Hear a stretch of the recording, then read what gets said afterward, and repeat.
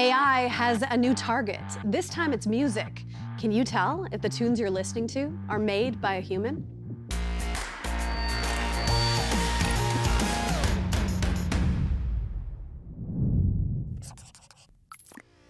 Welcome to Big If True, Season 2. I'm Molly Thomas. It's in the charts. It's on your playlist. It might even be on the radio. Over the past year, AI-generated music has exploded, and you probably haven't even noticed. Dust on the wind, boots on the ground, smoke in the sky, no peace found. You're listening to music from the Velvet Sundown. The band shot to popularity over the summer and have racked up millions of streams. Now take a listen to this. I prayed for peace. In recent months, Zanaya Monet's music went viral, with nearly 1 million monthly listeners on Spotify. And if you like country, You can kick rocks if you don't like how I talk. this song hit #1 on a Billboard country chart. The kicker? None of these artists are real, and the songs are made with AI. In fact, AI-generated music has flooded popular music apps. According to Deezer, a streaming platform based in France, 50,000 AI-generated tracks were uploaded to its library every day, making up over 30% of all new music on its platform. And this past September, Spotify said it got rid of 75 million spammy songs, though it didn't specify whether those were all AI-generated. That's not all. While some of these synthetic songs are being published under AI-generated artists, others are cloning the vocals of human artists, like this AI imitation of Queen Celine. That raises the question, can copyright really protect musicians anymore? And what's at stake in this new AI world? For more on how this might impact artists, I'm joined by Jean Surette. He's the Executive Director of Music New Brunswick and joins me from Moncton today. Great to have you on the show, Jean. Great to be here, Molly. Jean, as someone who's part of the music industry, what's been your reaction to AI in music? Well, I'm also an artist, so I understand that the type of the impact it could have on songwriters and the livelihood of artists that sometimes depend on royalties that come in from their works. So there's the industry, has been working relatively in the same way for quite a long time, right up until maybe 10 or 15 years ago. And really in the advent of AI coming to the forefront, it's forced us to look at things and realize that some of our structures, not only in the music industry, but also in terms of our laws, are not prepared for these fast changes. And things are changing so fast that it's hard to keep up. Yeah, it's moving very fast, and so fast that I understand a New Brunswick radio station played this song. Take a listen. Hey Seigneur, Dieu vivant, créateur du ciel et de la terre. The lyrics of that song were made by a human, but the rest, all AI generated. Jean, how did that get on the radio?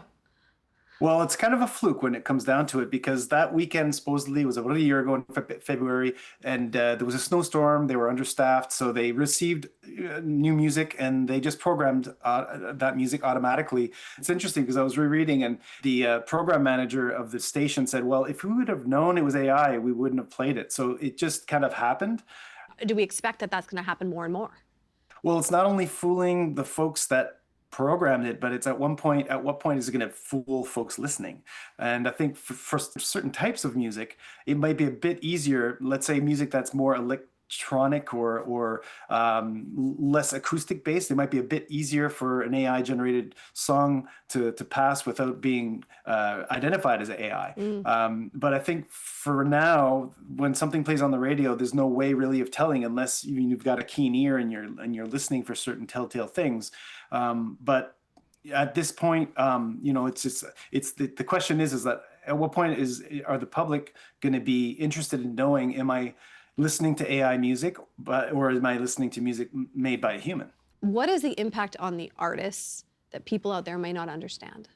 If an artist puts their heart and soul and their blood, sweat, and tears into a creation and they put it out there, and they invested money and time and so forth, and then it gets picked up, it gets some streams, but then an AI song comes along and it gets picked up and gets all these thousands and millions of streams, with very little, if any, artistic integrity. I think that can be discouraging. So to that point, it's at what point does the general public perceive the AI compared to real music? But there's the revenue streams that are going to be changing when it comes to the royalties for sure. But it's also are people going to be seeking out real music?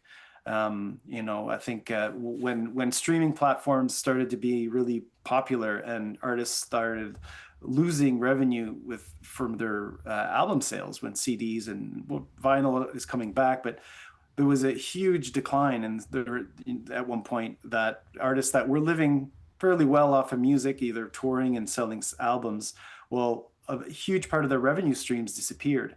So now the same thing can be said for some of the revenues coming in from online streaming. So if that's also being impacted, it's very discouraging. When you talk to artists, how are they feeling about the impact of AI? As an artist myself, it's like being at a party and it's like an uninvited guest. It's like, what are you doing here? It's like, you're not one of us, because it's and I see it online where people all of a sudden call themselves creators and artists, but just because they're giving prompts to a software that they paid $10 a month for, and all of a sudden they're talking as creators and artists when they've never done that. They don't have any démarche artistique. They don't, they can't play an instrument.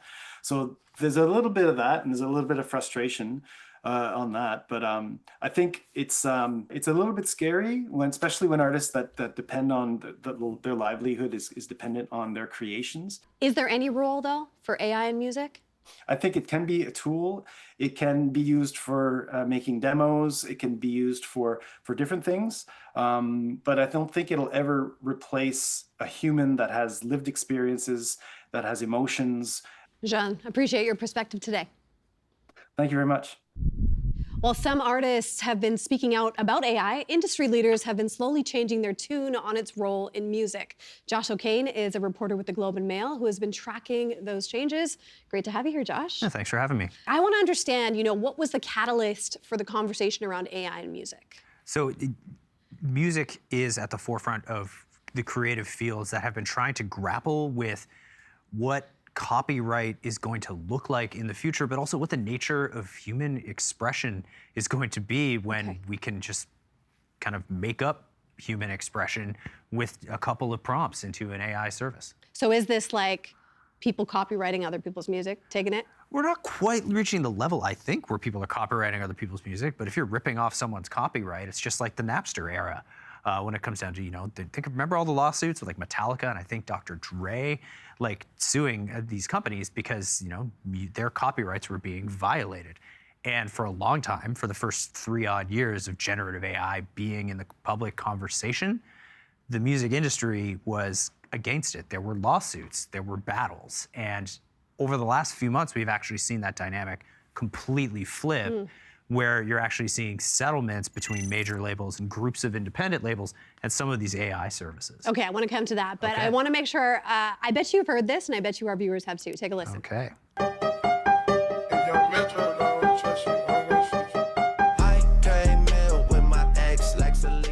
Now that might sound like Drake, but it's not. It's an AI-generated song using his voice that popped out in 2023. Drake's label got the song pulled down. That sounds legit. It sounds very legit, unfortunately. And that does sound like the Metro Boomin tagline, even. It seems like it could have been real, but it wasn't. It wasn't. That's how good they can get. Musicians are also being impacted by AI in music, published under their profile, under their names. What Canadian artists have felt that?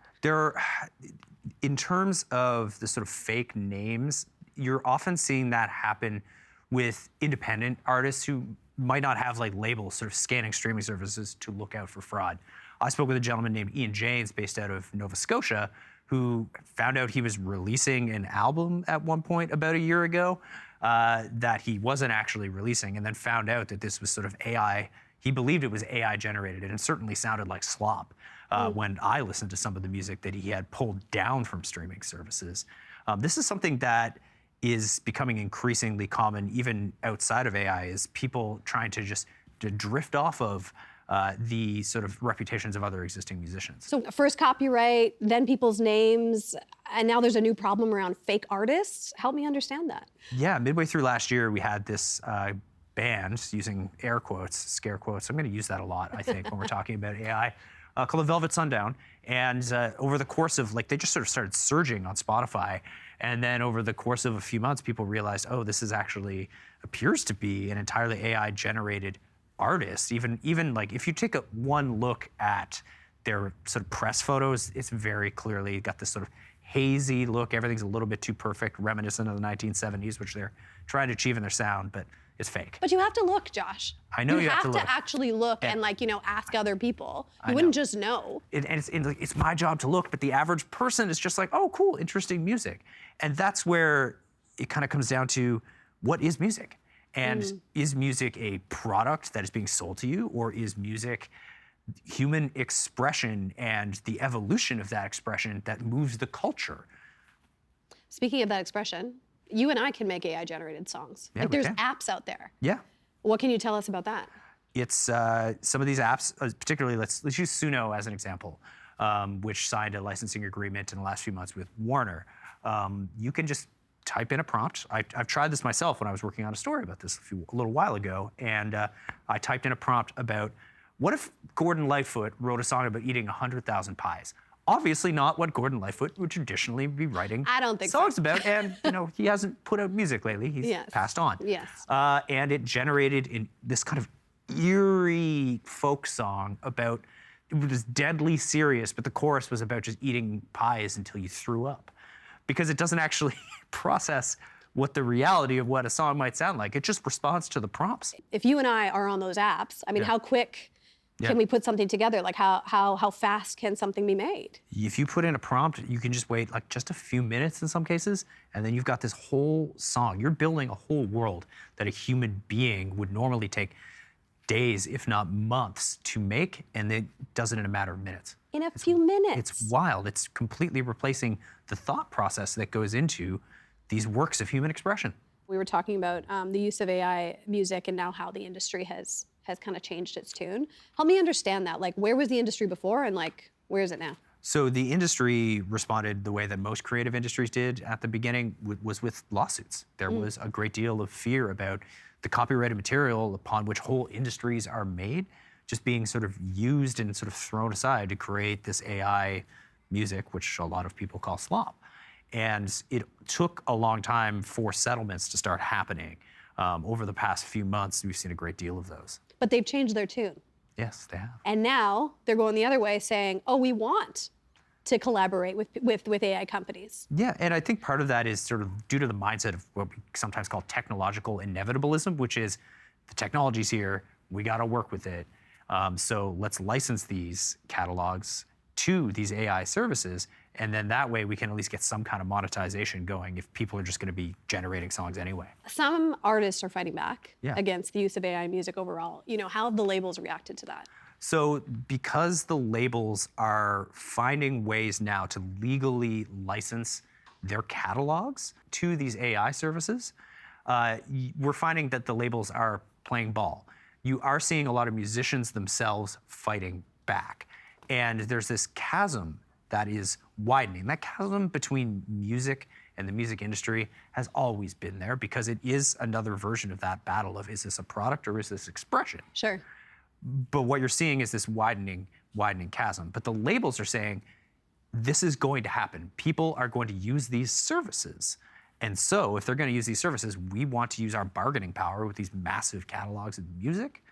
And we want to get paid for that, so we can pay that through to musicians. Although it's not really clear how much musicians will be paid. We don't know that yet. We don't know those terms yet. We reached out to Musique Canada, which represents Canada's 3 major record labels. Patrick Rogers, the association's CEO, writes, "The goal of licensing AI services is for our industry to go from the Napster era, where everything is scraped, stolen, and no one is paid, to the iTunes era, where the use of music by these models is licensed, legal, and where artists can participate." He added that different licenses announced at the end of 2025 will be important for creators and users alike, and stressed that the decision centers on enforcing artist copyright in both creation of AI models and their corresponding compensation. Big If True also reached out to each record label individually, but has not heard back. Full disclosure, Patrick Rogers, with Music Canada, is also a member of TVO's board of directors. The board has no editorial involvement in Big If True's production. A recent survey showed that 97% of people can't tell whether something is AI generated or not when it comes to music.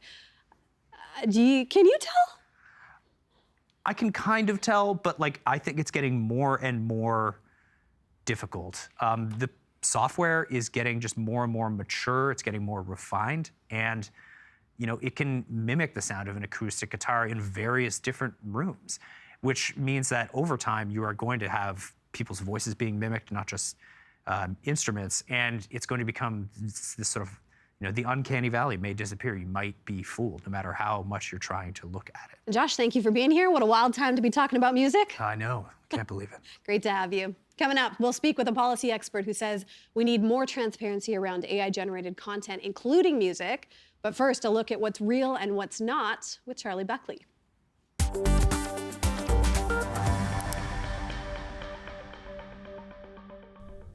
For days, the internet has been flooded with images of explosions and smoldering buildings after a wave of US and Israeli attacks on Iran and retaliatory strikes across the Middle East. But be careful, not everything you see is the real thing. For example, does this video show a strike on an Israeli nuclear plant? Don't let the caption fool you. According to AFP, that footage was really shot in Ukraine almost a decade ago, after a fire broke out at a munitions depot. And what about this footage? Some posts claim it's the wreckage of a US military base in Saudi Arabia. Another says it's an oil facility near the Red Sea, hit by an Iranian attack. It's neither. What you're looking at, according to AFP, is the aftermath of an Israeli airstrike in Yemen more than a year ago. Captions saying otherwise are misleading, or just misinformed. There's a new chapter of conflict in the Middle East, and it's unfolding as we speak, but don't get lost in the fog of war. You can find our episode about wartime misinfo on our website.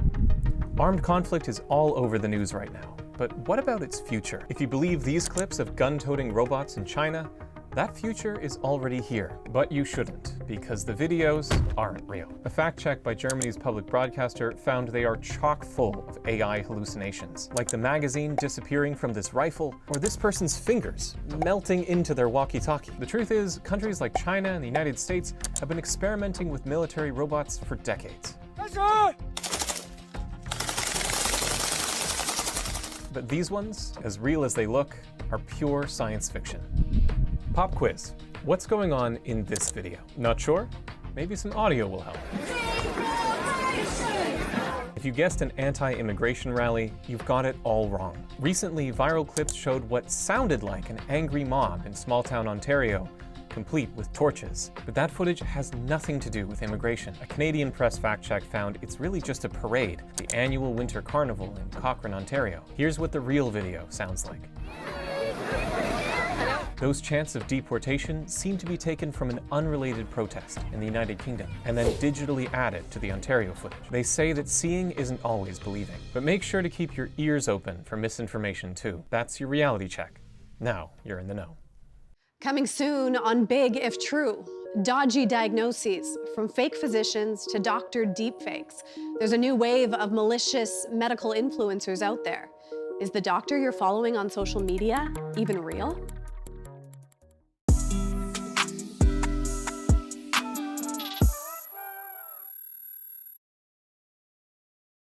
So why should you care if the music you're listening to is AI generated? And what can be done about the problem? Vass Bednar is the managing director of the Canadian Shield Institute, a nonpartisan think tank that focuses on Canadian innovation and economic leadership. Vass, great to have you here. Thanks for having me. Okay, you call the wide use of AI in music and the creative industries broadly slopification. Yes. What does that mean? I would say it's like the pejorative du jour, right? So slopification is a punchy way of just talking about this pollution or infestation of our feeds of content that is synthetically produced or computationally produced, basically made by AI. Could be made by bots, etc., but it adds on to what we were already seeing. Sometimes it's written form, sometimes it's art, and sometimes it's music. Okay, so would you call the AI infringing on the creative industry's deception?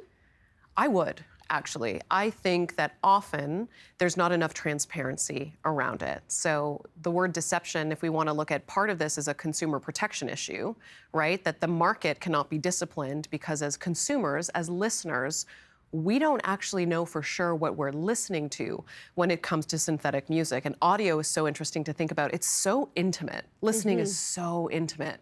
And artificial music or computationally produced music doesn't have the same kind of tells that other AI-generated material has right now. Vass, you know, on this show, we talk a lot about how misinformation and disinformation can be extremely harmful. For example, if there's vaccine misinformation. But when we're talking about, you know, the slopification of creative work, is that dangerous? I think it's dangerous. I think it's a form of economic misinformation. So it's not just the implication for us as listeners and consumers that you kind of get tricked into maybe, again, consuming something that you wouldn't have chosen otherwise. And the reason I mentioned the marketplace is because we've seen when people have the choice, when people know that something, again, is synthetic and not produced by humans, they tend to choose away from it. But it's also harmful for the artists themselves, right? And the remuneration schemes, the economics of music has already been fundamentally changed by platforms. I don't have to tell you that. But now one wonders, is it in the interest of large platforms to do away with human artists altogether and train new systems on their music and sort of exploit their art in that way and then feed it to you and I in the form of a song? Vass, in the 60s and 70s was a special time where we really defined what Canadian culture and content would look like to really, you know, protect against American influence. Today with AI, do you see a parallel? Absolutely, I see a parallel. I think this sovereignty moment is fundamentally about the digital economy, right? Intangibles, data, privacy, algorithms, and platform control. So for Canada, it's kind of like we've been here before. In a way. But now what we need to do is help make sure we understand or are giving people the right information to understand what it is they're seeing or listening to, what they're, I keep coming back to consuming, but that can make it sound like you're eating something. But what you're exposing yourself to, what you're enjoying, right? How was it made? You know, I did find a stat really interesting that said 87% of Canadians say that it's important that the music they listen to is made by humans. So, I mean, at least on the demand side right now, people are still putting their foot down saying that's important. They're saying that's important, but again, how do you know, right? When a song looks like it's by a human artist, right? When there's an image of humans, when there's a band name, when there's a website, people don't have enough information to make that choice. So again, that's why I point to the market failure and the knowability, and then the other issues around privacy and copyright, et cetera. I want to be fair to the platforms because I do know that Spotify has done some work on a flagging system for AI-generated music. I think Deezer, which is a French platform, also, you know, has done some work there. Yes. Is that enough to be flagging the music? Look, I'm a policy wonk. For me, platform self-regulating is never going to be enough. It's not going to be satisfying. I think it is incumbent on, you know, what is the role of the state in making markets more free and fair? We should probably do more to set those rules so we can understand what's in that marketplace, and then people can make the best decisions for them. I don't mean to restrict anyone's choice. I just want them to be able to make an informed choice. Do you think we're late to this conversation? A little bit late, but these things move fast, and I hope that because of our vigilance and our history of really caring about the composition of the music we listen to and those mixes, and how we're in this very active conversation around online streaming and bringing platforms into kind of the broadcasting act, I don't think we're as late as we could have been. How about that? Vass, giving us lots to think about. Thanks for being on the show. Thanks for having me.